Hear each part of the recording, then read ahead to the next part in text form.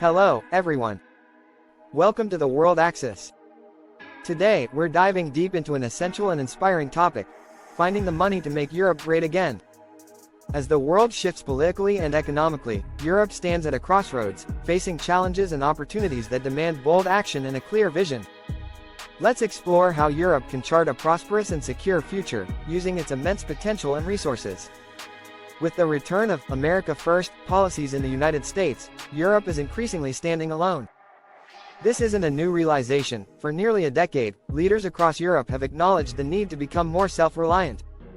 Yet, as the moment of truth arrives, the continent appears unprepared, like students scrambling to finish their homework at the last minute. But make no mistake, the goals Europe must pursue are crystal clear and shared by EU member states and non-members. First, denying Vladimir Putin any success in Ukraine might encourage him to threaten the freedom of liberal democracies further. Second, achieving a green transition that addresses climate change and energy independence. Third, boosting domestic innovation and productivity ensures Europe remains competitive without relying excessively on external growth and technology. In short, Europe's mission is simple but profound: to make itself great again. The question of resources. The good news is that Europe is brimming with ideas and intentions. Reports from thought leaders like Enrico Letta and Mario Draghi offer a roadmap. Yet, these ideas often meet the same obstacle: where will the money come from? This recurring question has fostered a sense of helplessness. Significant challenges around budgets and borrowing exist, but Europe already has more resources than it acknowledges. The key is to recognize and harness these resources effectively. Starting with Ukraine. Let's begin with Ukraine, where Europe's responsibility is immediate and undeniable. If Ukraine loses its fight against Putin's aggression, it's Europe's security that will be compromised, and its geopolitical autonomy will be at risk. Europe must step up to fill the void left by any waning US support. Over the past months, efforts have been made to mobilize $50 billion in profits from immobilized Russian state funds in Western financial institutions. But let's be honest, this amount is barely enough to get Ukraine through the harsh winter. The real solution lies in seizing the estimated $300 billion of Russian state assets frozen in European institutions like the Belgian securities depository Euroclear. Legal pathways to this seizure have already been identified. Whether through countermeasures against Russia's violations of international law or offsetting financial claims owed to Ukraine, the options are on the table. It all boils down to political will. Europe has repeatedly pledged to hold these reserves until Moscow compensates Kyiv.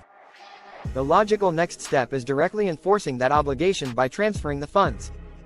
Addressing Europe's broader needs beyond Ukraine, Europe's defense and economic transformation also demand investment. Naturally, governments want the private sector to play a significant role, leveraging mechanisms like the European Investment Bank to attract private funds with minimal public spending. But let's not forget, private resources are finite. For new investments to happen, resources must be reallocated from their current uses. This is particularly challenging for nations like the UK, which operate under a current account deficit. Yet, the EU enjoys a significant surplus, exporting €450 billion in surplus savings over the last year alone.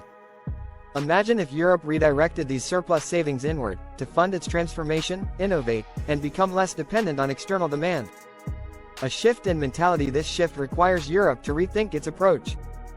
Historically, the continent has leaned heavily on export demand and surplus economies. However, to truly thrive, the EU must embrace a model that deploys all its domestic resources, welcomes imports, and reduces excessive reliance on external markets. This isn't just a financial adjustment, it's a mental one. It's about recognizing that Europe's best path to success lies in investing in itself and balancing its economic priorities to align with global trends. The opportunity ahead. Europe has the resources. It has the expertise. And it has the collective will to stand tall on the global stage. The moment calls for bold decisions, whether in supporting Ukraine, advancing green energy, or fostering innovation. The world is watching, and Europe has everything it needs to lead. Thank you for listening to the World Axis. If you enjoyed this deep dive, please like, share, and subscribe to stay updated on global events and how they shape our future. Together, let's keep exploring the forces driving our world. See you in the next episode.